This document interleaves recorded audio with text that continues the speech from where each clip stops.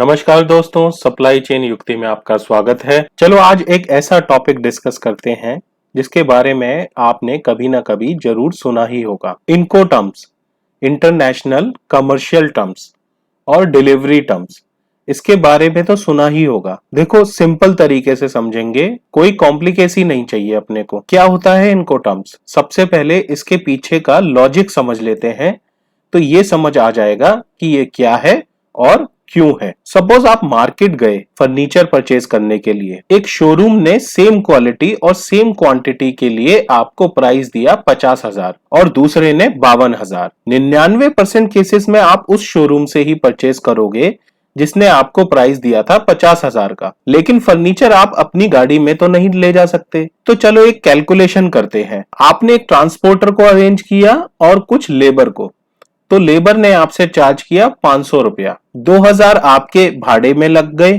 Furniture को घर तक लाने में। फिर घर पर लेबर ने आपसे 500 रुपए और ले लिए। अब बताओ कि वो फर्नीचर आपको कितने का पड़ा?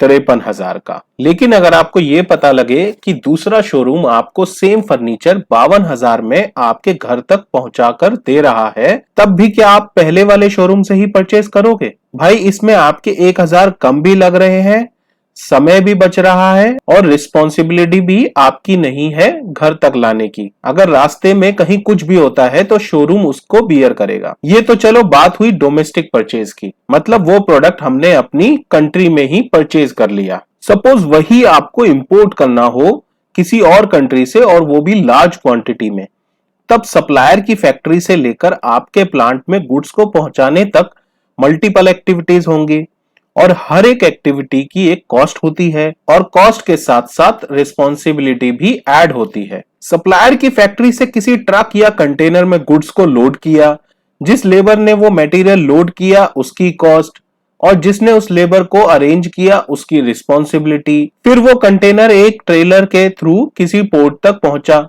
जहां से उसको एक्सपोर्ट किया जाना है।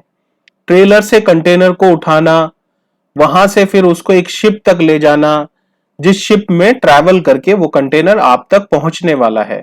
इस बीच सप्लायर की कंट्री में भी एक्सपोर्ट करने के लिए कुछ डॉक्यूमेंटेशन, कॉम्प्लायंसेस और कुछ टैक्सेस यानी कि कस्टम ड्यूटी होगी। इसके बाद जिस शिप में लोड होकर हजारों किलोमीटर का सफर तय करके वो आपकी कंट्री के पोर्ट तक पहुंचेगा, उसका भी एक खर्चा होगा। फिर शिप से वापस उस कंटेनर को अनलोड करके किसी ट्रेलर पर आपकी फैक्ट्री तक पहुंचाया जाएगा, उसका खर्चा। उससे पहले आपकी कंट्री में जो कॉम्प्लायंसेस, डॉक्यूमेंटेशन और कस्टम ड्यूटी है उसका खर्चा। पोर्ट से आपकी फैक्ट्री तक आने का खर्चा। फिर उस मटेरियल को कंटेनर में से एक लेबर या मशीनरी द्वारा अनलोड किया जाएगा, उसका खर्चा।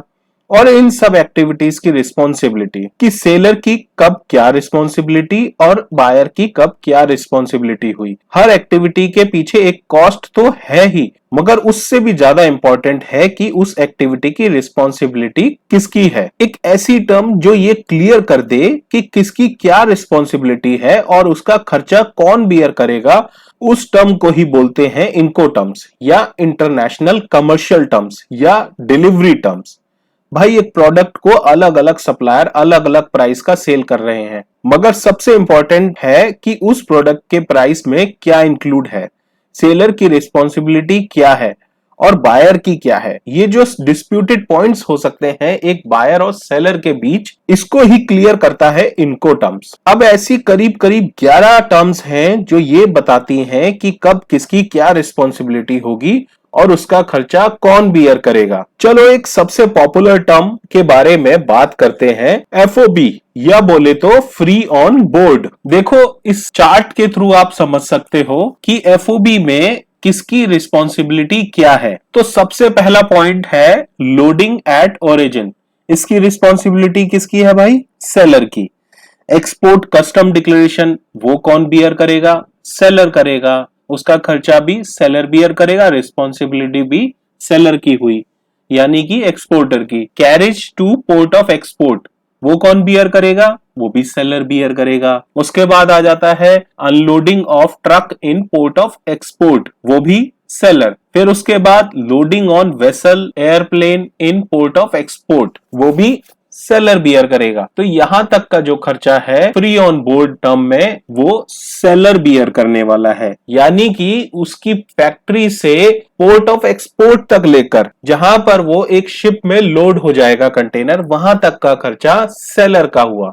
उसके बाद जो भी खर्चा होगा, जैसे कि ओशियन फ्रेट हुआ या एयर फ्रेट हुआ, insurance, unloading in port of import, मतलब कि जो पोर्ट ऑफ इंपोर्ट है जहां पर वो मटेरियल इंपोर्ट किया गया है, यानी कि जो आपकी कंट्री में पोर्ट है जहां वो वेसल आकर रुकेगा, वहां पर उस कंटेनर को वेसल से अनलोड किया जाएगा, उसका खर्चा वो बायर का हुआ। फिर उसके बाद loading on truck in port of import, फिर उस कंटेनर को एक ट्रक पे लोड करके वहां से आपकी फैक्ट्री तक लाया जाएगा, उसका भाड़ा। फिर उस कंटेनर को एक ट्रक पे लोड किया जाएगा, तो वो जो लोडिंग का जो एक्सपेंस लगेगा, वो एक्सपेंसेस कि कौन बियर करने वाला है, बायर।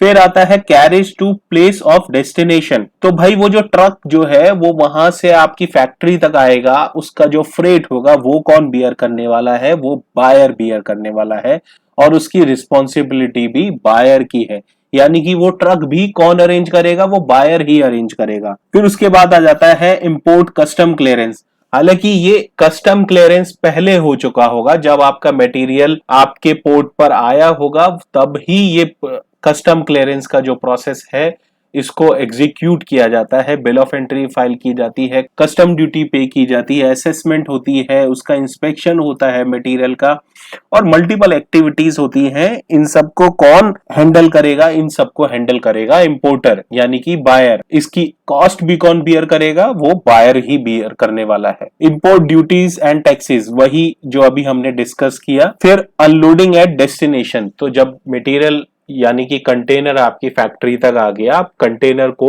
ओपन करके जब मटेरियल अनलोड होगा कंटेनर में से आपकी फैक्ट्री में, तो वो कौन बियर करेगा, वो बियर करेगा बायर। और वो लेबर कौन अरेंज करेगा, वो भी बायर अरेंज करेगा। तो एक सबसे पॉपुलर टर्म जो है एफओबी, वो हमने डिस्कस की, जो कि सबसे ज्यादा इंपोर्ट में यूज की जाती है, और इससे आपको थोड़ा थोड़ा क्लियर हुआ होगा कि इनको टर्म्स क्या होती हैं, उनकी क्या इंपॉर्टेंस है, और वो क्यों यूज की जाती है, और ये एग्जिस्ट क्यों करती हैं। भाई इनको टर्म्स नहीं होंगी तो रोज इंपोर्टर और एक्सपोर्टर आपस एक दूसरे से आपस में लड़ रहे होंगे, मल्टीपल डिस्प्यूटेड पॉइंट्स होंगे, क्योंकि आप जब इंपोर्ट कर रहे हो तो इतनी एक्टिविटीज होती हैं, आप उसको कैसे लिखोगे, आप उसको कैसे जस्टिफाई करोगे। और कंपनी टू कंपनी अगर इसको फ्री छोड़ दिया जाए कि लोग अपनी अपनी कंडीशन खुद बना रहे हैं, इतने डिस्प्यूट्स क्रिएट हो जाएंगे कि इंपोर्ट करना या एक्सपोर्ट करना एक इम्पॉसिबल सा टास्क हो जाएगा। तो इसलिए ये डिलीवरी टर्म्स या इनको टर्म्स को क्रिएट किया गया, ताकि ग्लोबली सब लोग आपस में एक फ्रीली और स्मूथली इंपोर्ट या एक्सपोर्ट कर सकें। तो दोस्तों ये था हमारा आज का टॉपिक। कमेंट में जाकर बताइएगा कि आपको कैसा लगा।